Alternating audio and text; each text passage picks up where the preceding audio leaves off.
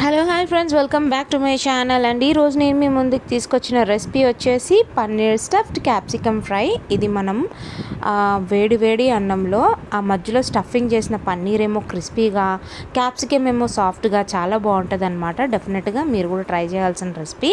మనం ప్రాసెస్ అయితే ఫస్ట్గా ఆనియన్స్ వేయించుకుని దాంట్లోకి పచ్చిమిర్చి, ఉప్పు, కారం, ధనియాల పొడి, గరం మసాలా వేయించుకున్నాక అందులో కాస్తంత పల్లీల పొడి అండ్ శనగపిండి వేసి దానిలోకి తురుముకున్న పన్నీర్ అనేది మనం యాడ్ చేసుకొని మసాలాస్ అంతా పట్టేటట్టు అటు ఇటు కలుపుకొని ఒక చల్లారేదాకా పక్కన పెట్టేసుకోండి. తర్వాత మనం క్యాప్సికమ్స్ అనేది రౌండ్గా కట్ చేసుకొని దీన్ని అరచేతితో పెట్టుకొని ఆ స్టఫింగ్ అనేది మనం ఇందులో ఫిల్ చేసుకోవాలి.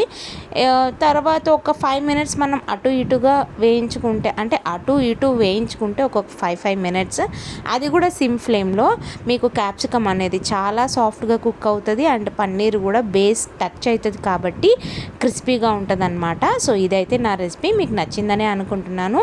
నచ్చితే కనుక ఛానల్ని సబ్స్క్రైబ్ చేసుకోండి. Happy cooking. Thanks for watching.